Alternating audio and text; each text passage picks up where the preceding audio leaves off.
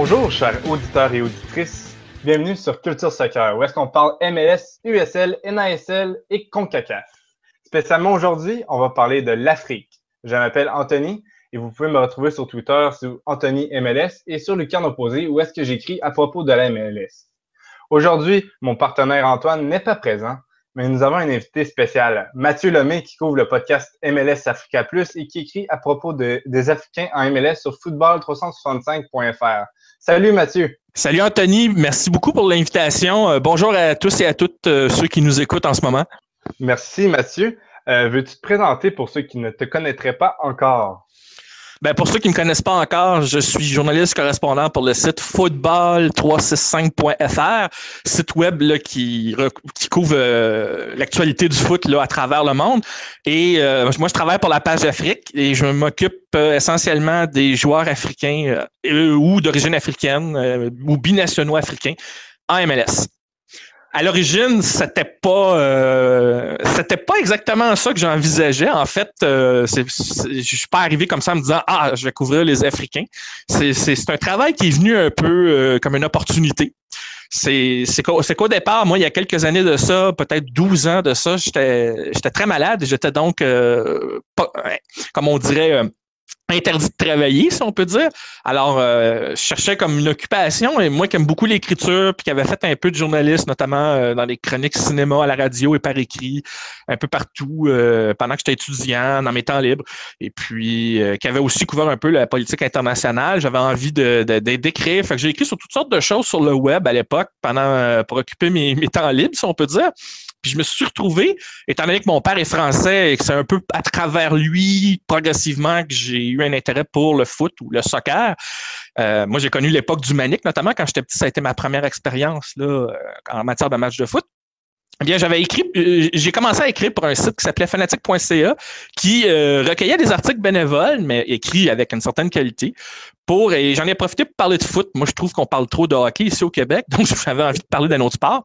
Et j'avais écrit des articles qui faisaient le résumé des grandes ligues européennes en France, en Italie, en Angleterre. Ça, c'est à l'époque où Messi et Ronaldo, là, ils commençaient leur carrière et ils commençaient allaient commencer à monopoliser le Ballon d'Or en plus, donc, comme quoi je m'en rappelle. Et ces articles-là, ils sont tombés sur les yeux de quelqu'un que j'avais rencontré sur un autre site, mais où on écrivait sur un tout autre sujet. Et cette personne, c'est Patrick Juillard. Et Patrick Juillard m'avait dit, savais-tu que mon métier, c'est d'être journaliste foot en France? Il dit non, je ne le savais pas. Alors, il a commencé à suivre ce que je faisais. Fanatique aimait bien mon travail. Il m'a envoyé couvrir l'Impact pour la saison 2009. Dernière fois que l'Impact a gagné le titre, je tiens à le rappeler. Alors, j'étais dans le local des médias pendant à peu près toute la saison. Et ça a été comme une autre belle expérience de vivre comme ça en compagnie des gens là, du média. D'ailleurs, j'ai pu croiser des gens aussi qui m'ont guidé un peu plus dans le métier ou qui m'ont donné de bons conseils. Je pense notamment à Mathias Van Hals, qui travaille pour le site MLS Soccer actuellement. C'était pas le cas à l'époque, mais il travaillait pour un autre média, mais ça a été un mentor et une véritable encyclopédie en matière de connaissances là, pour le foot. Quelqu'un aussi qui, on le voit, qui avait la passion, l'enthousiasme. J'ai vu aussi Georges Schwartz, qui est une légende ici au Québec pour ce qui est de la connaissance du foot comme chroniqueur, analyste et tout ça. Ça a été, j'ai nommé des noms comme ça, là, mais dans le fond, on pourra en nommer plusieurs. Et pendant ce temps-là, Patrick Juillard continuait de me lire et puis lui, il me dit comme ça, il dit moi, tu vois, je couvre les Africains et il me fait part parce qu'il m'a vu couvrir aussi la Coupe du Monde 2010 pour le site fanatique.ca. Et c'est un groupe, et le groupe dont j'avais la charge, j'avais le Ghana. Et quand il a vu la manière dont j'en parlais, il m'avait dit qu'il travaillait donc pour la section africaine et il m'a demandé à ce moment-là s'il y avait des Africains en MLS, en Amérique du Nord. Je lui ai dit oui, bien entendu. Il y en a à l'Impact aussi. Il y en avait à l'époque. Et c'est là qu'il m'a demandé si, pour le site où il travaillait, qui s'appelait à l'époque Foot Africa 365, si je pouvais couvrir les Africains de l'Impact et de la MLS. À partir de 2010, j'ai commencé donc là, j'ai fait même des entrevues avec Hassan Camara à 2 reprises.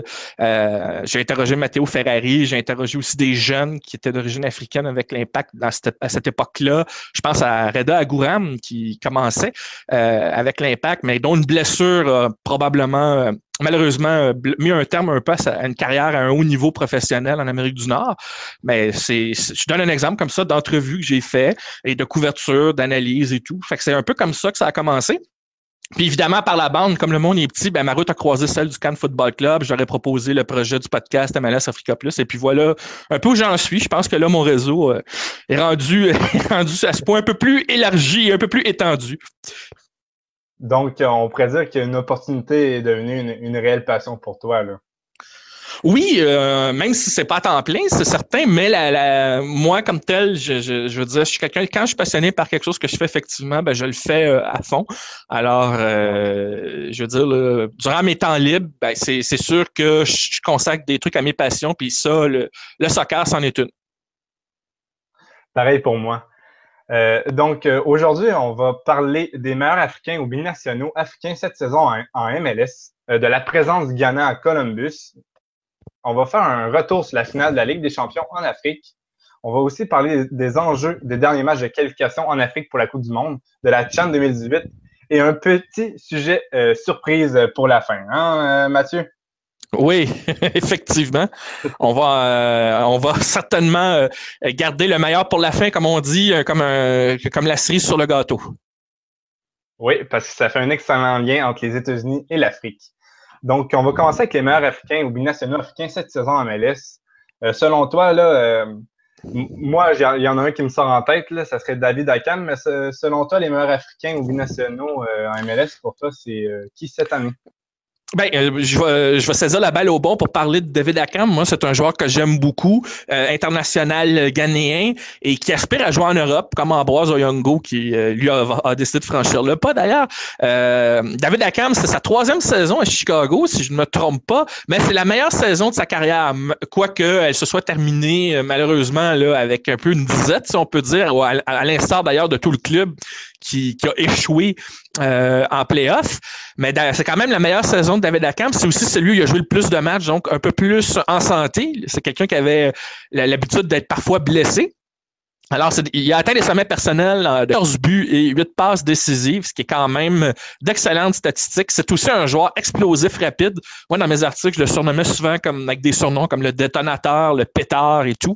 C'est un petit allié offensif, mais il est tellement mobile, tellement vif qu'il peut vous prendre par surprise avec une accélération. Moi, j'ai encore en mémoire, je me souviens plus contre quel adversaire, partir à 1 contre 1 et devancer l'adversaire en amenant le ballon, se retrouver seul contre le gardien et marquer un but magnifique. C'est un joueur donc très, très explosif et avec la saison qu'il a connue, personnellement, je pense qu'au niveau offensif, il a été l'Africain le plus complet. Ses 8 passes décisives en font d'ailleurs le meilleur Africain à ce chapitre-là en MLS. Mais au niveau des buteurs, il est 3e, mais il était en lutte pour le premier rang avec celui qui a remporté le titre, le même que l'an dernier. Quoique l'an dernier, il était à égalité avec Fernando Adi. C'est Ola Kamara, qui est originaire du Sierra Leone, même s'il est aussi naturalisé norvégien. 18 buts cette saison, meilleur buteur donc africain pour la saison 2017. L'année dernière, il en avait marqué 16 à égalité avec Adi. Mais là, la blessure de fin de saison d'Adi a empêché cette course-là qui avait démarré cette année de se reproduire. Il y a un joueur surpris, celui qui est 2e meilleur buteur. Pour moi, c'est une belle surprise et enfin quelqu'un qui s'est affiché parce qu'on l'attendait. On attendait qu'il brise un peu là, une barrière psychologique. C'est CJ Sapong, d'origine nigériane. D'ailleurs, même s'il est né aux États-Unis, il fait souvent des publications en lien avec le continent africain. On voit qu'il est très attaché. Il n'avait jamais marqué 10 buts dans une saison et il avait tendance à ralentir beaucoup dans les deuxièmes moitiés de saison. Il marquait l'essentiel de ses buts en première moitié de saison. Mais ça n'a pas été le cas cette année. C'est quand même sa 7e saison là, en MLS. Là, et il a 28 ans, donc ça a pris du temps. Mais il a atteint un sommet personnel de 16 buts. 2e meilleur buteur africain. Donc, moi, j'ai trouvé ça très, très bon pour lui, le fait qu'il ait enfin franchi cette barrière-là. Il n'a jamais caché avoir l'ambition de marquer 20 buts en MLS, Sapong. Alors, il est quand même passé proche. C'est sur le plan offensif, moi je trouve que ça a été une révélation sur ce plan-là. Ensuite, juste pour ajouter sur Sapong, sa magnifique performance, ça lui a valu une convocation avec l'équipe nationale américaine pour l'affrontement avec le Portugal. Donc c'est pas rien là. Oui, effectivement, ça veut dire qu'à partir de l'année prochaine, je pourrais plus vraiment parler de lui parce qu'une fois qu'on est international pour un autre pays d'Afrique, je pourrais plus vraiment le couvrir dans mes articles, mais quand même, le fait que j'ai parlé de lui puis qu'on le connaisse et le fait qu'il soit un binational, c'est toujours intéressant. C'est la même chose d'ailleurs pour Ola Kamara. J'ai appris cette semaine qu'il allait enfin être convoqué par la Norvège Alors, lui aussi, il y a 27, 28 ans, il est dans la force de l'âge. Il attendait un appel de sélection de sa sélection nationale parce qu'il a joué en Norvège et il a déjà joué pour la Norvège, mais avec les équipes juniors, là, les U17, U19, tout ça. Et là, il a reçu un appel enfin de sa sélection nationale. Fait que ça me ferait 2 joueurs de moins l'an prochain. Mais attention, hein, il y a des recrues qui sont arrivées cette année. Moi, je pense à Gerso Fernandez, celui qui célèbre ses buts comme le joueur de golf ou un joueur de baseball, je ne sais trop, mais qui semble avoir très bien aimé son passage ici en Amérique du Nord avec le Sporting de Kansas City. Oui, bon, c'est une saison recrue. Il y a eu des hauts et des bas, mais j'ai bien aimé ce qu'il a amené. C'est un joueur un peu de la trempe d'Akam, là, comme style. Ouais. Il va falloir surveiller Fernando Adi s'il revient en santé. Ça reste encore un joueur. D'abord, lui est international nigérian. Ça reste un joueur redoutable. Il va falloir le surveiller de près l'an prochain s'il revient en santé. C'est un gros buteur. D'ailleurs, je vais jusqu'à dire que son absence a manqué à Portland face à Houston dans les playoffs. On a vu là qu'il manquait cet élément-là pour secouer cette défensive de Houston. Très, très, très solide. Juste pour revenir à Gerso Fernandez, c'est un des rares joueurs de la Guinée-Bissau à jouer ici en MLS. Donc, ça valait le coup d'être souligné. Est-ce que ça se pourrait que ce soit le premier de l'histoire de la MLS? Ça se pourrait bien. Je n'ai pas vérifié parce que malheureusement, des fois, la MLS, au niveau des archives, est un peu pauvre. Mais je pense que effectivement, c'est le premier, jusqu'à preuve du contraire. Là. Moi, je veux souligner aussi que ça fait 2 saisons de suite que la MLS, les premiers choix de repêchage au Super Draft sont des Africains. L'an dernier, c'était le Ghanéen Joshua Yaro, défenseur central à Philadelphie. Il avait joué régulièrement l'année dernière. Cette année, ça a été un peu plus difficile. Cette année, le premier choix au Super Draft, ça a été un attaquant, Abou Danladi avec Minnesota, un Ghanéen, lui aussi, et qui a connu une bonne saison avec 8 buts en 27 matchs, dont 15 départs. On se rappellera que son but a fait mal à l'Impact, hein, notamment. C'est Ça lèverait en mis fin aux espoirs montréalais. Oui, mais c'est un bon joueur. J'avais suivi un peu les articles des universités à l'époque. C'est un bon joueur et il devrait pouvoir, s'il n'y a pas la malédiction de la 2e saison, là, comme certains, ça peut leur arriver, il va être un joueur à surveiller dans la MLS s'il continue sa progression. Tout comme Gerso Fernandez ou peut-être un peu Latif Blessing, mais Latif Blessing, bon, ça a été un peu difficile, mais dans le collectif de Sporting Kansas City, il s'est bien intégré. C'est maintenant au niveau des statistiques, il va falloir voir s'il va s'améliorer aussi. Donc, les Africains, c'est pas ce qui manque dans la MLS. Leur nombre augmente à chaque année. On a franchi la barre psychologique de 60 joueurs pour la saison 2017. Ça en dit long. C'est énorme. Columbus, je pense que c'est eux qui en ont. Ben, eux, je sais qu'ils en ont le plus, mais je pense qu'ils étaient pas loin de 9 à un moment donné cette saison dans leur équipe. Là, sont fait abstraction des mouvements de personnel. Mais c'est l'équipe, justement, là, dans la MLS qui en a le plus, mais on va y revenir. Un autre joueur qui s'est amélioré, que j'ai bien aimé suivre, c'est un des rares Sénégalais à jouer dans la MLS, c'est l'attaquant Dominique Badji. Alors, à l'inverse de Colorado, qui a connu une saison très difficile, lui, Badji, continue une belle progression. Il avait marqué 2 buts sa première saison en 2015. Il en a marqué 6 en 2016, et là, il est monté à 9 en 2017. Et là, il semble enfin s'installer comme peut-être un titulaire indiscutable alors qu'il n'a que 25 ans. En fait, ces statistiques s'améliorent à chaque année, tout comme le nombre de matchs et de présence. Hein, ça va avec. 6 passes décisives aussi pour un attaquant, c'est quand même pas mal dans la MLS. Puis, lui, en tout cas, c'est un des exemples d'Africains qui est venu faire son instruction aux États-Unis une fois rendu à l'université.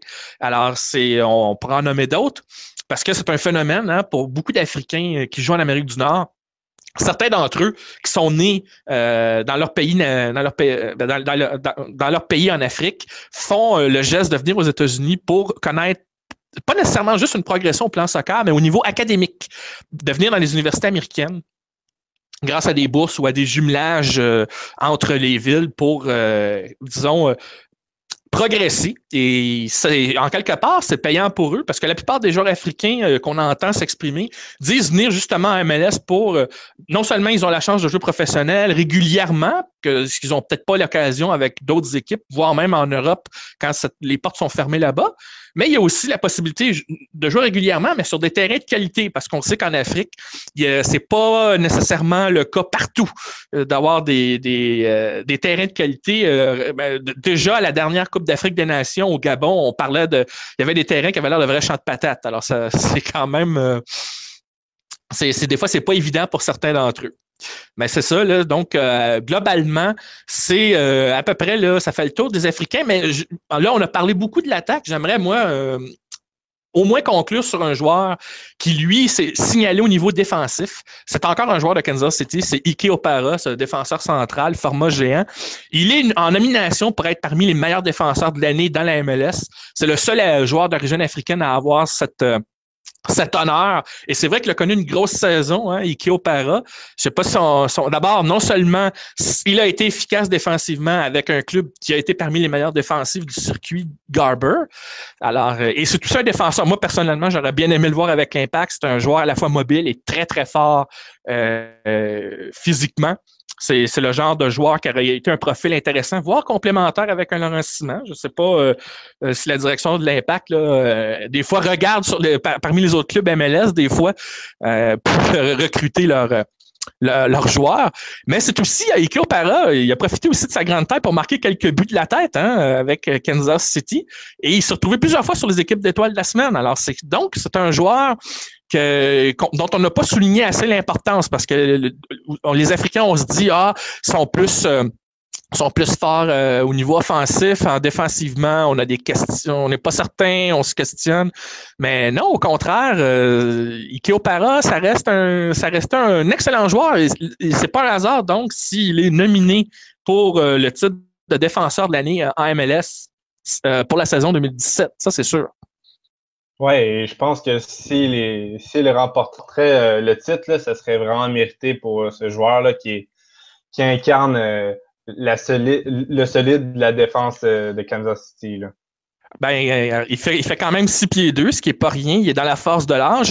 Il a marqué 3 buts. Donc, en termes de matchs, c'est sa saison il y a 30 matchs, tous titulaires. C'est un sommet personnel. Il n'avait jamais dépassé 20 titularisations et 25 matchs joués. C'est sa 5e saison à Kansas City, mais c'est sa meilleure là, depuis qu'il est arrivé en 2010 avec l'Earthquake. Il est né aux États-Unis, mais il est pas international et il est d'origine nigériane lui aussi. Et c'est quelqu'un qui, d'ailleurs, il a fait partie de la génération Adidas au moment du repêchage de 2010, le Super Draft. Mais ça reste un joueur très, très, très, très solide. Je sais pas si les partisans de l'Impact se rappellent du match joué à Kansas City, mais on a eu l'occasion de voir à quel point son physique surclassait nos joueurs offensifs à Montréal. Et moi, personnellement, c'est un profil que j'aime bien parce que il est grand puis il est mobile et c'est quelqu'un qui est bon de la tête, quelque chose qui nous manque à l'Impact depuis 2012. Je sais pas, là, c'est sûr que sa valeur augmente et je doute que Kansas City le laisse partir, mais ce genre de profil-là avec l'Impact, en tout cas, si on cherche un défenseur, ça serait loin d'être un gaspillage au niveau de l'investissement, là. Ça serait au contraire quelque chose qui serait un très, très bon investissement. Oui, pour avoir un 7e défenseur central à Montréal, là, avant, je pense qu'il faudrait faire un bon petit ménage, là, mais c'est vrai que ça serait tellement... Ça serait parfait avec Laurent Ciman. On aurait, selon moi, une des meilleures défenses là, de la MLS.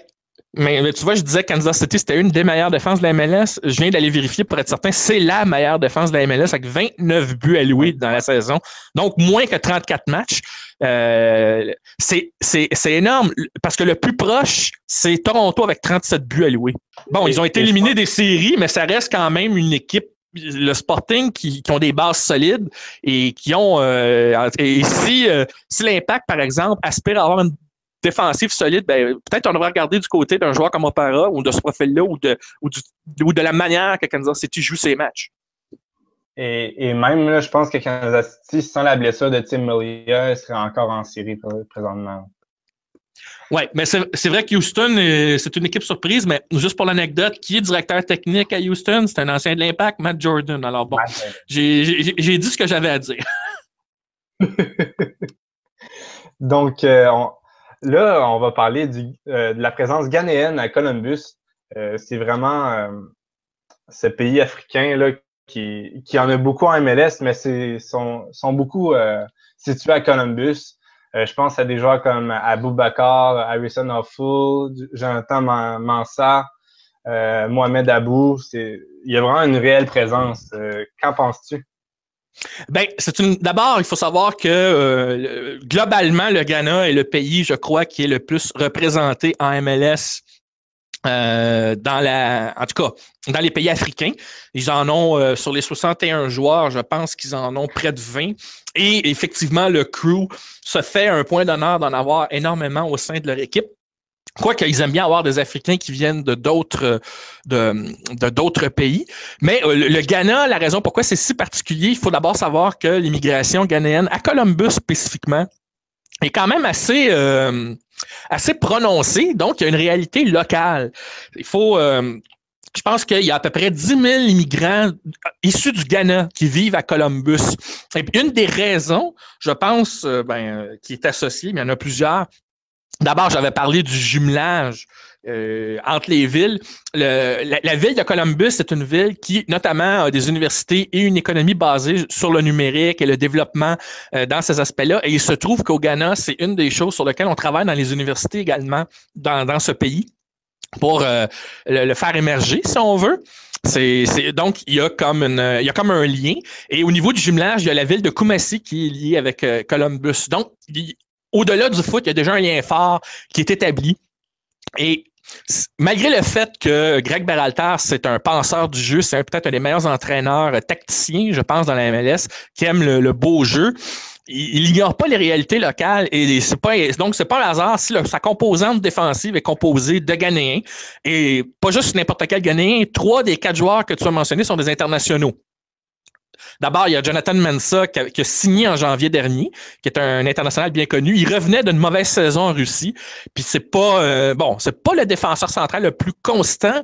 Et au début de la saison, il y a eu un peu de misère à trouver ses marques, mais ça tranquillement, même si des fois il va gaffer, hein, lors du match lors du match retour, il a quand même dévié un tir, mais ça reste quand même un leader. Et c'est tout ça un joueur costaud, puis il a marqué lui aussi sa part de but, hein. Comme défenseur central. Donc, c'est pas quelqu'un de vilain, mais même s'il est parfois un peu intermittent ou cyclotimique dans son jeu, il s'est beaucoup amélioré, il s'est ajusté. En tout cas, c'était moins pire que sa saison en Russie. Dominique Oduro, l'ancien Impact, en passant, a déjà joué pour Columbus. Hein, et on parle aussi d'un Ghanéen, Kingsley Biden, il y a quelques années, a déjà joué pour cette équipe-là. Donc, il y a toujours eu une réalité ghanéenne là-bas. Harrison Afful, ça a été quand même une grosse acquisition en 2015. C'était comme la pièce manquante à l'époque. Comme défenseur latéral du côté droit qui manquait à Columbus. Et son arrivée a aidé, je pense, Columbus à se propulser en finale en 2015 à cause de son niveau de jeu. Puis il faut savoir qu'Affoul a déjà joué en Afrique, il a déjà joué pour une bonne équipe qui s'appelle l'Espérance de Tunis. Sa petite taille le désavantageait pour jouer en Europe, surtout dans sa façon d'aller en attaque, de prendre des risques. Mais la MLS, c'est une ligue qui prend des risques, alors il était probablement plus à l'aise de jouer ici. Et je pense qu'il est très heureux. Il y a un très bon reportage sur le site de la MLS qui raconte comment ces joueurs-là forment. Ils sont tissés serrés, malgré qu'il y en a certains qui sont mariés et puis ils soutiennent, mais qui jouent en équipe avec les autres membres. Alors, ce contingent-là est très, très lié. Lalas Aboubakar, le choix de repêchage, ça m'a pas étonné. C'est un exemple d'Africain qui a étudié au Ghana et qui est venu ensuite dans une université américaine pour parfaire son niveau académique et qui a vu une opportunité d'être repêché, de jouer en MLS, et Berhalter progressivement lui a donné des minutes de jeu. Il l'intègre souvent en fin de match pour aider à faire un bloc en défense parce que il n'oublie pas, Berhalter, qu'un jeu qui s'anime au plan de la possession puis de l'offensive, il faut des fois bloquer en arrière. Il est allé chercher Mohamed Abou, qui a remplacé un autre Africain qui avait été un des meilleurs joueurs africains en 2015, Tony Tchiani, qui est parti à Vancouver pour Kekuta Mané, le Gambien. Il est allé chercher Mohamed Abou, qui est lui-même un jeune international et qui a été, sur une liste, là, il a été recruté comme joueur de Discovery Player, comme on dit en anglais, joueur de découvert. C'est un milieu de terrain, donc récupérateur axial, 25 ans, et qui a fait de l'excellent travail. C'est lui aussi donc un international.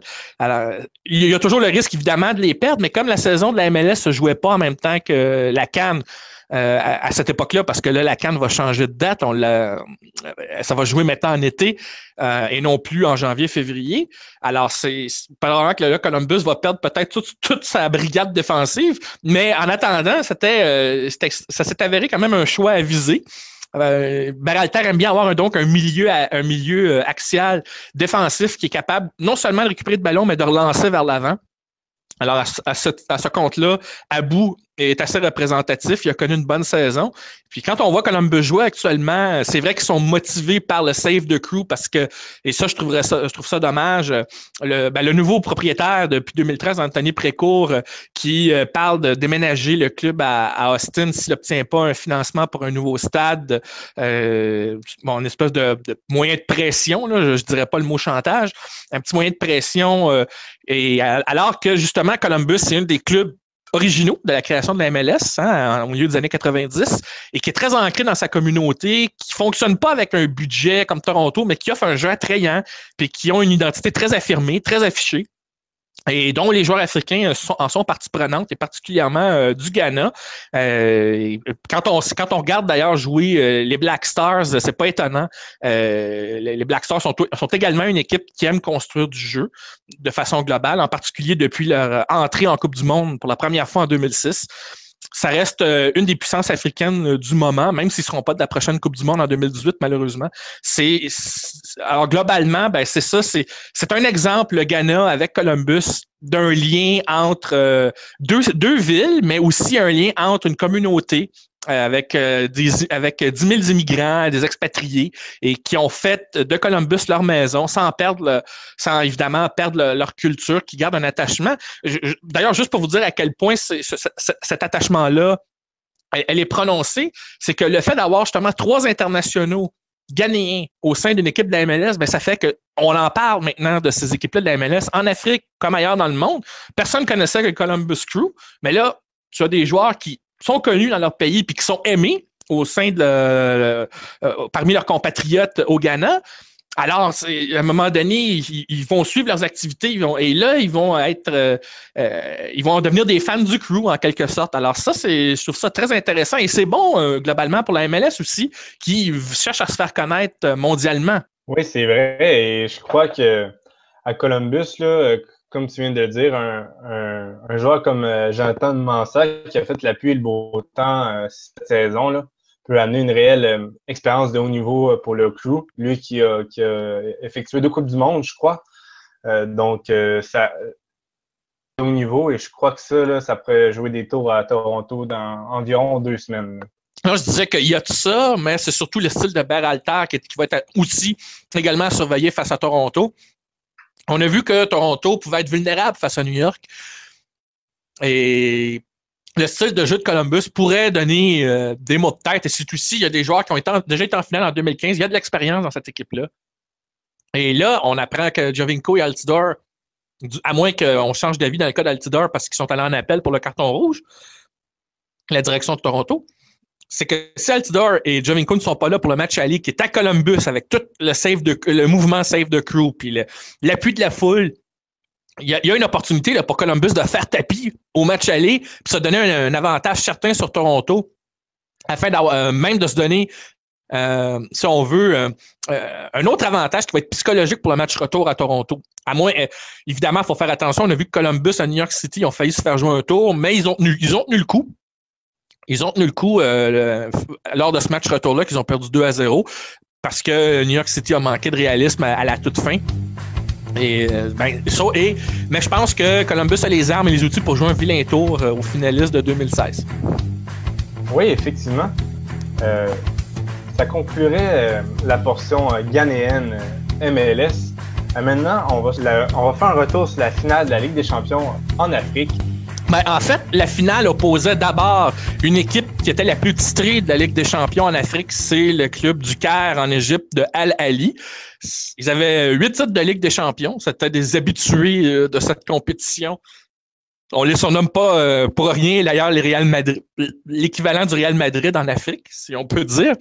Ça reste donc une une très, très grande équipe en Afrique. Et son opposant, c'était le WAC Casablanca, qu'on appelle aussi le Wydad, qui, eux, n'avaient pas remporté de titre depuis 1992. Et c'était leur seul titre à ce jour. Faut comprendre que la finale, c'est pas comme en Europe, ça se joue pas en un match, pour des raisons évidentes, là, qui sont d'abord économiques, mais aussi pour le déplacement des partisans d'un pays à l'autre ou en terrain neutre, ce qui s'avère compliqué. Donc, il y a un match aller puis un match retour dans le stade des clubs respectifs. Et ce qui est arrivé, c'est que le Wydad Casablanca avait réussi dans le chaudron du Caire, le stade de Al Ahly, qui n'est pas évident à aller jouer là-bas. Là. Quand on parle d'ambiance intimidante, là, le stade de Al Ahly, c'est quelque chose. S'il y en a qui ont la chance de voir ça à la télévision un jour, vous allez voir ce que c'est qu'une ambiance de foot infernale. Et le Wydad Casablanca avait réussi à soutirer un verdict nul de 1-1. Alors, pour le match retour, ils étaient donc confiants, mais attention, le Al Ahly était quand même fort à l'étranger aussi, ils étaient confiants de revenir et ça a été très serré, mais finalement, une victoire de 1-0 du Wydad a permis donc un premier titre en 25 ans pour cette équipe marocaine. Ça, je pense que ça vient confirmer une tendance qui a lieu actuellement au Maroc. On sait que le Maroc va accueillir la CHAN en 2018, mais ça, on va en parler plus tard. Alors que c'était supposé être le Kenya, mais bon, ça aussi, je vais y revenir. Donc, le Maroc a récupéré la compétition en tant qu'un nouvel hôte. Ils sont candidats pour la Coupe du Monde 2026 en compétition avec le triumvirat du Canada, des États-Unis et du Mexique. J'ai même déjà dit sur les ondes d'une radio africaine que si la tendance se maintient, le Maroc va proposer sa candidature pour la Coupe du monde de hockey, le patinage artistique. Ils sont au plan sportif, ils sont très ambitieux actuellement et le foot n'y échappe pas. Et cette victoire-là, en fait, du Casablanca, du Wydad, vient un peu, si on veut, apporter de l'eau au moulin, vient, si on veut, je dirais pas confirmer, mais presque, parce que confirmer, ça va être dans la continuité, mais ça vient un peu illustrer cette tendance-là actuellement là, au niveau là, de la progression du soccer au Maroc, avec les centres de formation qui ont repris un peu du poil de la bête. Là, il va falloir que ça se répande sur plus de clubs, mais la réussite du Wydad de Casablanca face à un club comme Al Ahly, c'est pas rien. Et c'est pour ça que ça a été une belle victoire. Évidemment, ils sont pas les seules équipes qui sont fortes en Afrique. Il y a une autre finale qui va avoir lieu prochainement là, qui est en fait le match retour pour ce que j'appellerais la Coupe des Confédérations. C'est l'équivalent un peu de la Coupe UEFA. Là, ça veut dire qu'on descend d'un cran. Mais les équipes qui jouent parfois là-dedans, c'est des équipes qu'on voit en Ligue des Champions des fois. Il y a, entre autres, le tout-puissant Mazembe, ce club de la République démocratique du Congo, qui est aussi un des gagnants les plus fréquents en Ligue des Champions. Mais là, cette année, ils sont en finale pour la Coupe des Confédérations et ils jouent contre un club qui s'appelle Supersport, qui est une équipe d'Afrique du Sud. Alors ça va être à surveiller là, dans les prochains jours. Pour le match retour, le tout-puissant Mazembe qui a remporté le premier match. Alors, mais il ne faut pas écarter... il ne faut pas écarter, disons, que le Supersport joue un vilain tour au match retour face à leurs adversaires. Ils ont comment je pourrais dire ça, ils ont surpris d'autres adversaires Supersport lors du tour éliminatoire, et alors qu'on s'attendait à ce qu'ils se fassent éliminer. Donc, on va voir là, ce qui va arriver. Juste pour donner la date de cette finale, c'est en fin de semaine prochaine. Ça va être le 16, et ça va être par contre vous voyez, là, je regarde, là, j'ai fait une petite erreur, je pense, là, c'est moi, là, c'est ça, le Supersport, petite information comme ça. Première finale d'une compétition continentale de son histoire, alors que le tout-puissant Mazembe, c'est sa 11e. Je voulais juste vous donner une idée et en fait, il n'y a eu aucun match de jouer encore. Je me suis trompé, je pensais que le tout-puissant Mazembe va gagner le premier match, mais la finale, c'est le 17 et 19 novembre. Alors, ça va pour la finale aller, et le 24 au 26 pour le match retour qui est en Afrique du Sud. Alors, donc, ça, c'est la prochaine finale à surveiller en Afrique là, pour les jours à venir. Désolé pour l'erreur. Parfait. Merci. Ça a l'air vraiment intéressant. Je pense là que je vais tenter d'écouter cette Ligue des champions africaine. Si je peux suggérer un moyen d'écoute qui peut être intéressant, je sais que Radio Foot International, sur le site web, si tu vas sur la section en direct Afrique, tu devrais avoir les retransmissions radio des matchs de cette finale-là. Parce qu'eux s'intéressent beaucoup à l'actualité du foot africain. Et moi, entre autres, quand je ne pouvais pas regarder à la télévision, en quelque part, les matchs de la Coupe d'Afrique des Nations, par exemple, je me syntonisais sur RFI, sur le site web, sur le Direct Afrique, et je pouvais écouter en audio les matchs de compétition de cette Coupe d'Afrique des Nations. Et ça, en quelque part, c'est un moyen quand même assez intéressant, là, si on veut commencer quelque part, là, en attendant que ce soit un jour diffusé à la télévision. Là. Oui, en effet, je crois que la radio, là, quand on n'a pas accès à la télévision, là, ça peut être très bien pour le sport. Les commentateurs, ils réussissent à vraiment nous transmettre la passion du stade. Oui, mais c'est parce que c'est beIN Sport qui diffuse normalement les droits pour la Coupe d'Afrique des Nations quand il y a des matchs, mais c'est pas tout le monde qui a beIN Sport, et encore moins quand c'est rendu des matchs là, de Ligue des Champions ou de Coupe de Confédération. Là, c'est un peu plus compliqué. D'ailleurs, en parlant de matchs de qualification, est-ce que tu voudrais revenir sur les enjeux des derniers matchs des qualifications pour la Coupe du Monde en Afrique? Eh bien, oui. En fait, le match à surveiller pour le prochain week-end, ça va être c'est presque un match de barrage. C'est l'affrontement Maroc-Côte d'Ivoire à Abidjan. Et parce que actuellement, le Maroc est en tête de son groupe avec 9 points et la Côte d'Ivoire avec 8 points. Ce que ça veut dire, c'est que la Côte d'Ivoire doit impérativement gagner son match contre le Maroc si elle veut se qualifier pour la Coupe du Monde. En revanche, le Maroc a besoin seulement au minimum que d'un match nul pour se qualifier, ce qui marquerait un retour à cette Coupe du Monde pour la première fois depuis 1998, si je ne me trompe pas. Alors, ça fait un petit bout de temps. Alors, les hommes d'Hervé Renard, qu'on surnomme le grand sorcier blanc, auraient la chance là, de participer à cette Coupe du Monde-là et de priver les éléphants de la Côte d'Ivoire où a joué Didier Drogba notamment, d'en faire partie.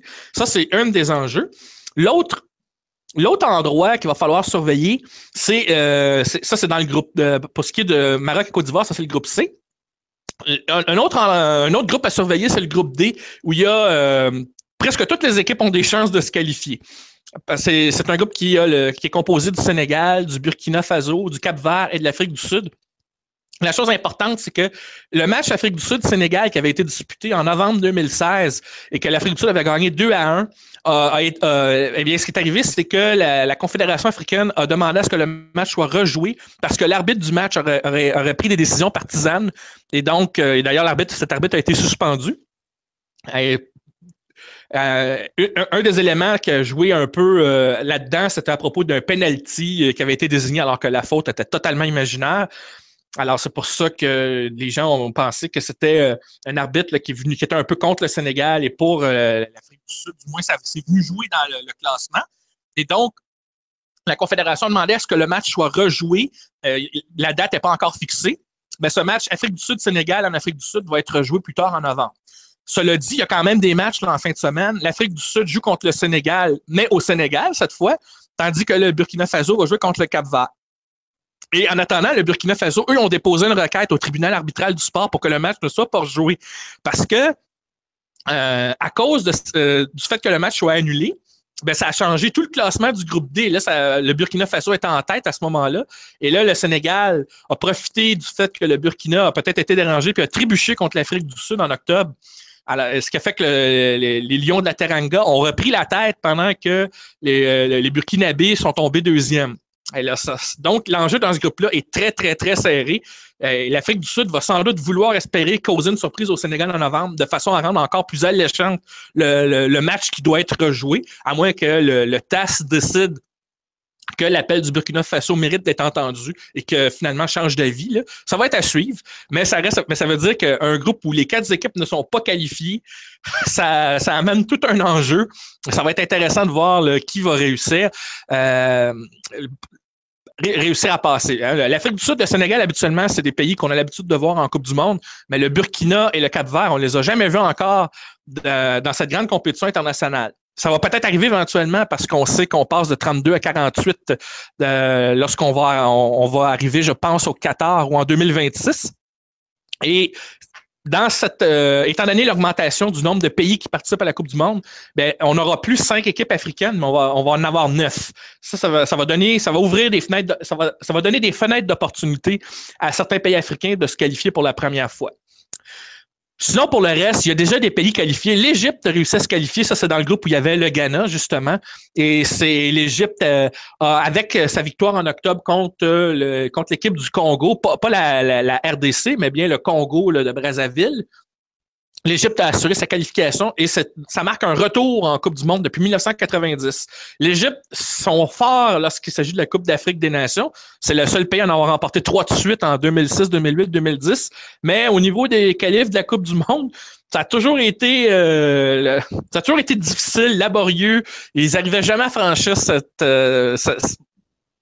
étape-là de se rendre dans cette grande compétition-là. Cette fois, ils y sont parvenus. Alors, ça va être intéressant de voir, parce qu'ils ont quand même un bon joueur en Mohamed Salah qui joue à Liverpool. Ça va être intéressant de les voir dans cette Coupe du Monde-là. Parmi les autres équipes qualifiées, on a le Nigeria, qu'on surnomme souvent les Allemands de l'Afrique. C'est une équipe stable. Eux, c'est le contraire. Quand vient le temps de se qualifier pour la Coupe du Monde, ils sont toujours là. C'est comme... Je dirais pas que c'est facile, mais ils prennent ces qualifications-là au sérieux. Alors que pour la Coupe d'Afrique des Nations, ça dépend des années. Il y a des années... comme la dernière Coupe d'Afrique des Nations, ils n'ont même pas réussi à se qualifier, alors qu'ils ont déjà gagné la compétition, puis ils sont quand même parmi, j'ose le dire, les meilleurs pays africains là, qui sont de façon, qui produisent des joueurs là, de façon stable. D'ailleurs, ça m'étonne qu'ils aient pas autant de joueurs que le Ghana à MLS, tellement qu'ils produisent tout de même des joueurs de qualité. Mais eux, qui sont dirigés d'ailleurs par un technicien allemand, Gernot Rohr, ils ont réussi leur qualification. Dans ce groupe B-là. Ça, c'est le groupe où on retrouve notamment 2 déceptions, le Cameroun et l'Algérie, surtout l'Algérie. Désolé pour les Fennecs qui habitent à Montréal, qui vont écouter l'émission. Mais ça a été une sélection, ça a été très, très difficile. Ils ont changé de sélectionneur encore une fois. Là, on va voir ce que ça va donner. Mais ça, de ce côté-là, ça va être à déterminer. Ensuite, il reste là finalement le groupe A.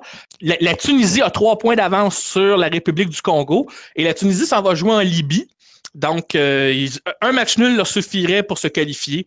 Avec la différence, parce que là, ça serait la différence de but s'il y aurait une égalité qui ferait la différence. La Tunisie a un avantage, ils ont plus 7. Alors que les Léopards du Congo, eux, en ont plus 5. Et eux vont jouer contre la Guinée. Mais la Tunisie joue chez elle, la RD Congo joue ils jouent chez eux aussi. Alors, mais la Tunisie, contre la Libye, qui est dernier du groupe, honnêtement, je pense que la Tunisie devrait assurer sa qualification. Eux qui offrent d'ailleurs peut-être un des beaux footballs en Afrique actuellement sur le plan collectif. Il faut dire aussi qu'ils ont des bons clubs et ils ont des bonnes assises. Alors, ça va être intéressant à surveiller de ce côté-là. C'est pas mal les enjeux là, qui se présentent pour ce week-end. Mais évidemment, comme j'ai dit, on va être dans l'attente là, pour le groupe D, pour le Sénégal, pour l'Afrique du Sud et les autres, là, afin de savoir là, plus tard en novembre, là, le match en bonus, là, ce qui va advenir, c'est ce que ça va jouer ou pas. Alors, c'est ça là-dessus. C'est une des choses qui va être à surveiller. Mais sinon, en attendant, il y a toujours ces matchs-là et on va voir. Moi, je suggère, là, si vous pouvez le suivre, le clash entre le Maroc et la Côte d'Ivoire, ça va être très, très, très intéressant. Oui, en effet, la Côte d'Ivoire, je pense qu'ils ont les armes pour se rendre à la Coupe du Monde, là, mais ça reste à voir qu'est-ce que le Maroc va faire pour revenir dans le Coupe du Monde depuis 1998. Oui, la Coupe remportée par la France en France. Oui. Donc, on serait rendu à parler de la CHAN 2018. Oui, alors ceux qui ne connaissent pas cette compétition-là, brièvement, ce n'est pas la CAN. La différence avec la CAN, c'est que les joueurs qui jouent dans cette compétition-là, qui est un peu plus récente, et elle est conçue pour les joueurs africains qui jouent en Afrique, exclusivement les joueurs africains qui jouent en Afrique. Mais c'est une compétition qui permet justement à certaines sélections de mettre des joueurs un peu plus jeunes ou de permettre, là, si on veut, de développer un peu plus là, le talent local pour qu'on voit un peu ce qui s'ensuit. Cette CHAN 2018 a commencé en janvier. Premier problème, c'est que elle devait avoir lieu au Kenya, mais à la suite du fait que les infrastructures prenaient du retard et aussi l'instabilité politique dans le pays, en particulier au plan électoral, malheureusement, la Confédération africaine, là, les dirigeants ont décidé tout simplement de retirer le Kenya comme hôte de la compétition et l'ont donné, après décision, là, au Maroc. Bon, c'était un peu prévisible. Le Maroc a déjà les infrastructures et ça coulait de source.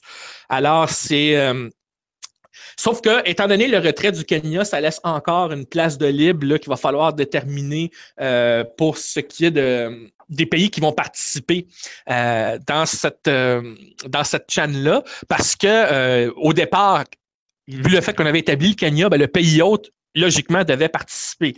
Mais là, comme on a retiré le Kenya, le Kenya comme tel, n'ayant pas passé par les qualifications à cause de ça, on ne peut pas lui accorder de facto une participation pour cette chaîne, ce qui fait que donc on essaie d'établir qui sera le dernier pays qui va participer.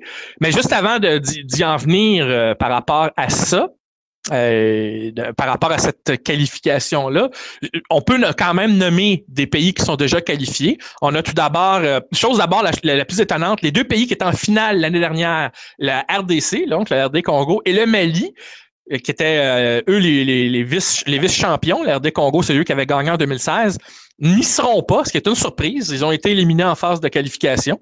Ceux qu'on retrouve pour l'instant, on a la Libye, on a le Maroc, on a la Mauritanie qui en a sa première, on a la Guinée qui sera là, le Burkina Faso, la Côte d'Ivoire, le Nigeria, le Cameroun, le Congo, Brazzaville, ça c'est l'autre Congo, la Guinée équatoriale qui y sera, l'Ouganda, le Soudan qui y sera aussi, et l'Angola, le Namibie et le Zimbabwe devraient également y être. Alors ça va être intéressant là, de voir là, dans ces pays-là qui va émerger et qui va réussir à se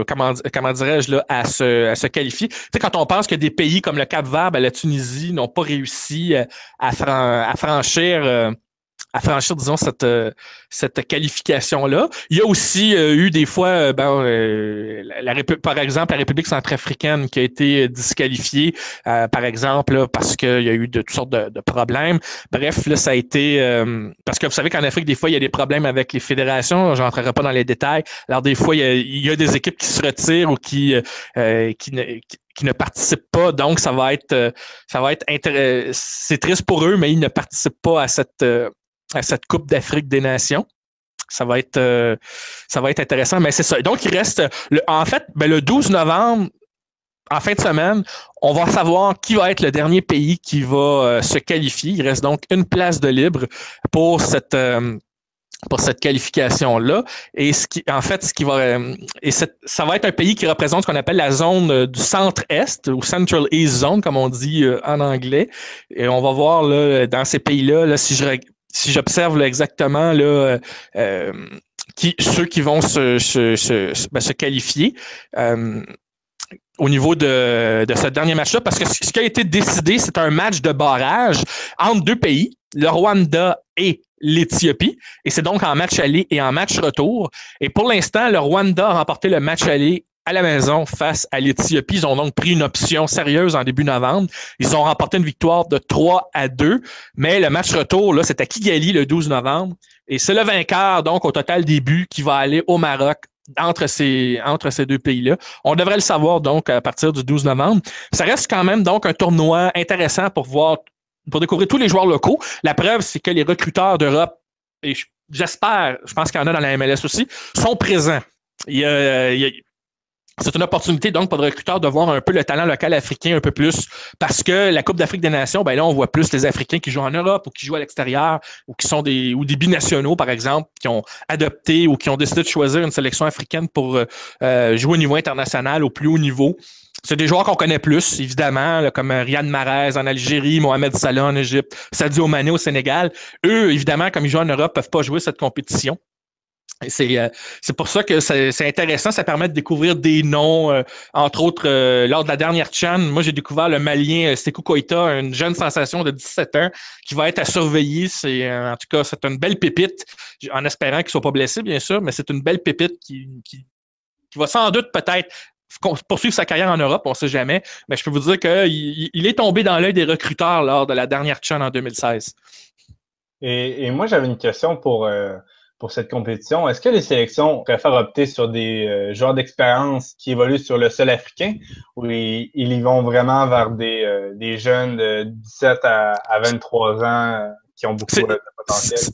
C'est évident que c'est un mélange des deux, mais ça dépend des pays, bien évidemment. Là. Évidemment, un pays qui a des gros viviers comme le Nigeria, comme le Cameroun, le Cameroun un peu moins, là, c'est peut-être un peu plus difficile, mais des pays qui ont des viviers très forts, c'est évident qu'eux vont miser un peu plus sur des joueurs d'expérience en Afrique. Cela dit, dans la majorité des cas, quand on regarde les pays qualifiés, il y en a beaucoup, comme je disais, la Mauritanie, quand elle est là sa première fois, il y en a beaucoup que c'est justement, c'est un peu le résultat des fruits de leur club de formation dans leur pays et des investissements qu'on a décidé de faire. La Guinée, par exemple, tout comme le Mali, même si le Mali n'y participera pas, ça reste, par exemple, la Guinée, c'est un exemple de pays qui, depuis quelques années, mise là, sur des centres de formation de façon à développer de la qualité localement. Alors donc, ça rejaillit sur le foot local et ça permet à ces joueurs-là de pouvoir jouer dans une sélection nationale. Et éventuellement, ça peut rapporter. On a vu l'exemple, par exemple, des Chiliens qui ont été découverts lors de la Coupe du Monde à Montréal pour les jeunes. C'est pas mal cette génération-là qu'on a découvert au niveau A puis qui avait joué aussi la Coupe des Confédérations récemment, mais qui là, malheureusement, a été éliminée. Alors, elle a atteint un peu son apogée, si on peut dire. Ouais, je dirais même que c'est peut-être la fin d'un cycle. Alors ça, c'est un exemple de la Guinée. En revanche, il y a des pays qui ont peut-être pas énormément d'internationaux, mais qui ont des joueurs locaux, qui ont une philosophie assez solidaire. Je pense à l'Ouganda. L'Ouganda, beaucoup de leurs joueurs vont jouer en Afrique du Sud, qui est une des ligues sérieuses notamment. Et on a un joueur, par exemple, qui est en sélection ougandaise et qui joue dans la MLS, c'est Michael Azira, un milieu défensif qui joue avec Colorado. Et puis, l'Ouganda, eux, c'est une équipe qui, ils sont peut-être pas doués en attaque, mais défensivement, ils sont très durs, sont très costauds. Et la majorité de leurs joueurs, c'est des joueurs qui jouent en Afrique. Alors, donc, eux, leur composition va pas changer énormément. Mais moi, je trouve qu'on devrait, c'est le genre de joueurs qu'on devrait découvrir étant donné leurs aptitudes physiques, même si c'est au niveau offensif, c'est peut-être pas ce qu'il y a de plus attrayant. Ça reste que c'est une équipe très difficile à jouer. Lors de la dernière Coupe d'Afrique des Nations, ils ont été effectivement très, très durs. Parlez-en aux Ghanéens, d'ailleurs. Alors ça, c'est un exemple. Le but de la CHAN, c'est justement de permettre à ce que des joueurs locaux qui n'ont pas nécessairement l'opportunité de jouer en sélection à cause de la place prise par des internationaux qui jouent, des Africains qui jouent en Europe, ça leur donne une chance de montrer ce qu'ils savent faire au sein de leur sélection. Et ça permet aussi à des pays qui essaient de développer du jeu, puis de participer, puis de se hisser au sein là, du haut niveau en Afrique, d'enfin profiter, si on veut, de mettre de permettre à ces joueurs-là de continuer leur développement puis de jouer à un niveau quand même qui est intéressant et de jouer contre des joueurs professionnels, ce qu'ils n'ont pas forcément toujours l'occasion de faire parce que soit ils sont dans un centre de formation, soit que, en tout cas, c'est une opportunité pour eux, c'est un mélange en quelque sorte. Je parlais tantôt de la RDC qui a remporté la CHAN en 2016, mais eux, ils étaient un peu disparus des radars depuis les années 70 en ce qui a trait du haut niveau avec la CAN et tout ça. Mais leur performance à la CHAN, même s'ils avaient déjà de bons joueurs qui sont binationaux puis qui jouent en Europe, ils ont tellement, grâce aux clubs que je mentionnais tantôt, le tout-puissant Mazembe ou des clubs comme l'AS Vital Club et leur centre de formation, ils ont un vivier en santé et ça leur a permis justement de se hisser à un plus haut niveau grâce, entre autres, à la CHAN. Alors, ça fait partie donc de l'utilité de cette compétition-là. Dans le fond, c'est une manière pour permettre à des pays africains de continuer de s'affronter en dehors des matchs amicaux. C'est peut-être d'ailleurs quelque chose en dehors de la Gold Cup qui manque en Amérique du Nord puis qui aiderait peut-être, je sais pas moi, le soccer canadien ou nord-américain de façon globale parce que quand on compare avec les pays l'Amérique centrale ou d'Amérique du Sud, ces pays-là s'affrontent un peu plus souvent. ce qui aide le haut niveau, c'est souvent quand les meilleurs, ben, tu les affrontes plus souvent puis que tu apprends les meilleurs. Ben, c'est des fois le fait d'avoir des joueurs comme ça qui ont un peu moins d'expérience et qui affrontent des joueurs locaux puis qui n'ont pas eu nécessairement l'opportunité de le faire en club ou qui n'ont pas encore fait leur marque là, au plan par rapport à leur centre de formation, par rapport à leur développement. Donc, ça reste une fenêtre d'opportunité. Et c'est comme ça aussi qu'on découvre des noms, qu'on découvre des pépites. Et qu'on découvre des joueurs qu'on n'aurait peut-être pas connus autrement. En tout cas, je dis ça, là, je parle spécifiquement pour le continent, mais pour moi, ça serait valable ailleurs, à un autre niveau. Là. Oui, je suis d'accord avec toi. Je trouve que c'est un tournoi dédié à la découverte. Là. Même pour un club européen, il peut regarder un vétéran des ligues africaines et se dire, même si le joueur a 28-29 ans, a décidé de tenter de le recruter puis pour acheter du solide à sa formation et tout. Fait que moi, comme que tu en parles, je vois vraiment ça comme un tournoi dédié à la découverte là, et je trouve ça vraiment intéressant. Ben, c'est intéressant parce que ça permet aussi parfois à certains pays aussi de tester, voir le développement, où est-ce qu'ils en sont. Le Mali, c'est un autre exemple. Des joueurs très combatifs, très physiques, mais qui ne construisaient pas beaucoup à l'attaque, même s'ils ont déjà eu des bons joueurs à l'attaque à une certaine époque. Et là, ils ont décidé de miser un peu sur leur centre de formation. Et l'équipe qui était en finale lors de la CHAN 2016 du Mali, c'est une des résultantes de ce que leur centre de formation a apporté. Et c'est comme ça qu'un joueur comme Sékou Koïta, dont j'ai mentionné le nom tout à l'heure, est ressorti alors qu'il n'a que 17 ans. Parce que, de jouer à un haut niveau comme ça permet de tester ses aptitudes. Mais là, il y a des recruteurs qui le voient. Et ça, c'est, en quelque part, ça peut être à long terme quelque chose qui peut être bon pour l'Afrique à aider dans son développement. Oui, en effet. On serait rendu à notre dernier sujet. Je vais te laisser le présenter puisque ça rejoint vraiment le thème du podcast, c'est-à-dire l'Afrique, les États-Unis et le foot. Donc, je te laisse en parler. En fait, le sujet surprise, mais s'il y en a qui suivent l'actualité, ça ne sera pas une surprise pour eux. Comme plusieurs le savent sans doute, Georges Weah, qui a été une grande gloire du football africain lors des années 90, on sait que c'est le seul Africain à avoir remporté le Ballon d'Or. C'était d'ailleurs en 1995. Il était aussi pas juste le premier Africain, mais aussi le premier joueur qui n'était pas européen à remporter ce titre-là. Et aussi, il a remporté ce Ballon d'Or-là sans même avoir participé à une Coupe du Monde parce que Georges Weah jouait pour le Libéria. C'était sa nationalité. C'était un attaquant, donc, qui a été marquant. Hein? Claude Leroy, qui est un entraîneur très connu en Afrique, mais à l'époque où Claude Leroy entraînait le Cameroun, l'avait remarqué, puis il l'avait envoyé avec l'AS Monaco. Alors, il a commencé en France. Arsène Wenger, qui était avec l'AS Monaco à l'époque, l'a entraîné. Là, évidemment, il s'est développé. Et il décide ensuite d'aller rejoindre le Paris Saint-Germain. Il y a eu un parcours aussi très fort avec l'AC Milan ensuite. Il a joué un peu en Angleterre, notamment avec Chelsea puis Manchester City. Il revient à Marseille. Bref, ça a été une belle carrière. Il a joué aussi pour le Libéria, mais il s'est jamais qualifié, évidemment, pour la Coupe du Monde. Il y a eu 60 sélections pour son pays. Là, depuis qu'il a pris sa retraite, Georges Weah s'est beaucoup intéressé à la politique et il a décidé donc de se présenter aux élections présidentielles de 2017 et lors du scrutin du premier tour, il a réussi donc à franchir ce pas et il est donc qualifié pour le second tour.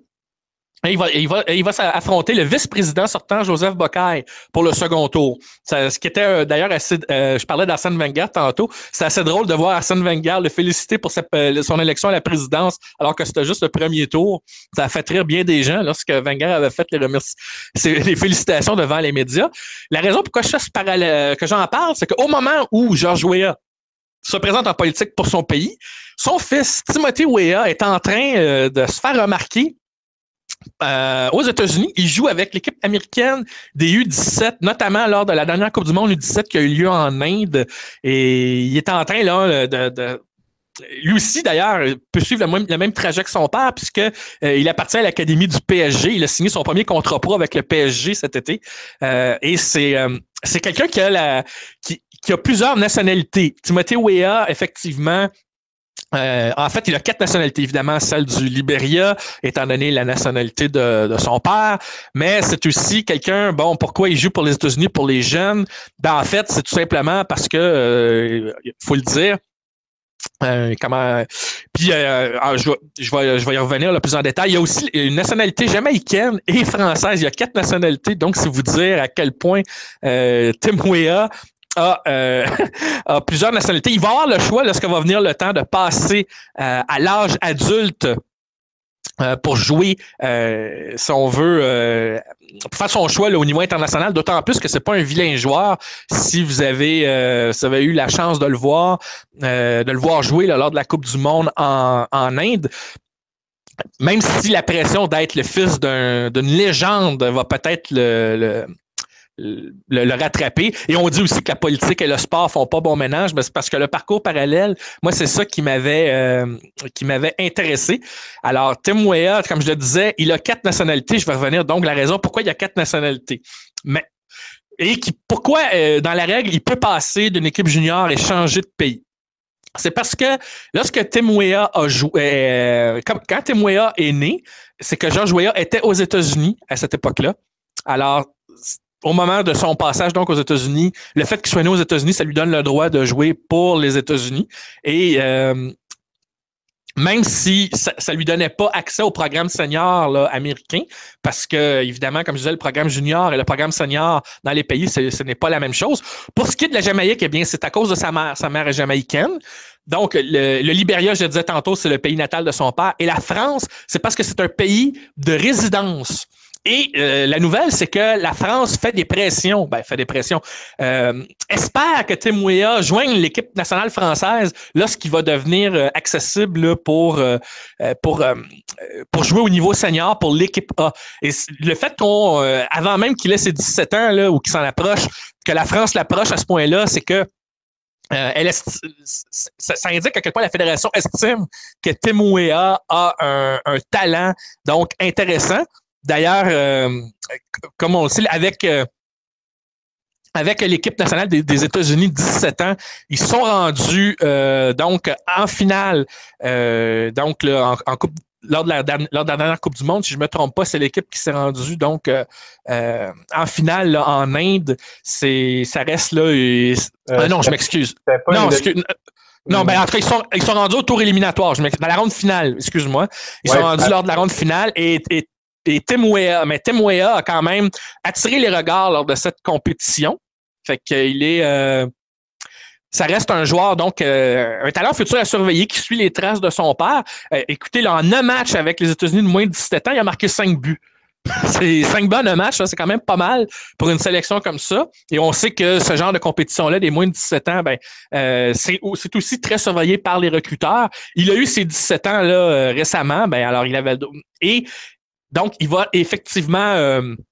D'ailleurs, pour faire un lien avec la MLS, les Red Bulls de New York avaient déjà eu les droits sur ce joueur-là là, au niveau de leur club école. Donc, il a fait partie de l'équipe junior des réserves là, de l'académie des Red Bulls de New York aux États-Unis. Alors, je dis ça comme ça, là, le lien encore une fois avec la MLS et l'Europe. Et donc, Tim Weah, qui est un jeune attaquant qu'il va falloir donc surveiller, en même temps que son père, qui a la possibilité de devenir le nouveau chef d'État dans son pays, le Libéria.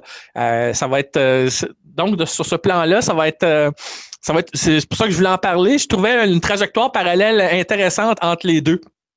Parce que au moment, donc, comme je disais, au moment où George Weah avait été annoncé comme gagnant du premier tour, on n'était pas loin du moment où la compétition avait lieu en Inde et que Tim Weah a connu une bonne compétition là-bas avec l'équipe nationale américaine des moins de 17 ans. Ça va être intéressant donc de suivre son parcours et c'est intéressant de voir qu'une fédération comme la salle française, avant même que le jeune ait ses 18 ans soit mature, disons, essaie de l'attirer pour qu'il puisse jouer pour l'équipe nationale française en sélection A, même si, parce que, bon, ça serait étonnant qu'il joue pour le Libéria, là, quand on voit la situation de l'équipe nationale là-bas, là, il y a comme pas beaucoup d'espoir qu'elle joue là-bas. La Jamaïque, Ça m'étonnerait un peu quand même. Donc, il reste les États-Unis ou la France. Reste à savoir donc ce que Tim Weah va décider. Il y a une chose qui est sûre, c'est qu'on ne sait jamais. Il va peut-être jouer avec Neymar et Kylian Mbappé avec le Paris Saint-Germain. On ne sait jamais. Donc, c'est un parcours que je voulais souligner de la part là, du fils qui suit les traces de son père, qui a été l'un des meilleurs joueurs africains de son temps et seul et unique ballon d'or du continent. Merci Mathieu. Malheureusement, on est déjà à la fin de ce podcast. C'est où qu'on peut te retrouver prochainement? Ben, actuellement, évidemment, je prépare les prochains épisodes de MLS Africa Plus. On prépare un bilan de l'Impact de Montréal. Mais je vais faire aussi une émission en compagnie de Patrick Juillard, que j'ai mentionné tantôt, journaliste et rédacteur en chef à Foot Africa 365. On va revenir sur l'actualité africaine, donc les résultats de la Coupe des Confédérations, probablement à la fin du mois de novembre. Là. Revenir un peu avec le recul sur la finale de la Ligue des Champions dont j'ai parlé tout à l'heure. Également, un retour sur les pays qualifiés, les dernières qualifications là, en Coupe du Monde. Ce qui s'en vient avec la CHAN. Bref, là, une émission qui va être juste centrée là, sur l'Afrique. Ça, de ce côté-là, on va voir ça. Sinon, ben, pour le reste, ben, je fais souvent des interventions sur l'impact et sur l'actualité du moment. Je parle pas juste de l'Afrique. Là. Sur Twitter, on peut me suivre sur @MattLemé, MATLEME, sur Twitter. Ou sinon sur Facebook, sous mon vrai nom. Moi, je prends pas de pseudo. Alors, je suis facile à trouver, même si le mien ne s'écrit pas L-E-M-A-Y. Alors, c'est comme ça qu'on me trouve. Et puis, sinon, il y a toujours par l'intermédiaire du Cannes Football Club où des fois, il va m'arriver d'écrire sur l'Afrique. J'ai écrit sur le portrait de la Cannes, notamment sur le site. Alors, donc, je suis quand même un peu partout là, sur les médias sociaux. Puis, je reste ouvert à toutes sortes de propositions.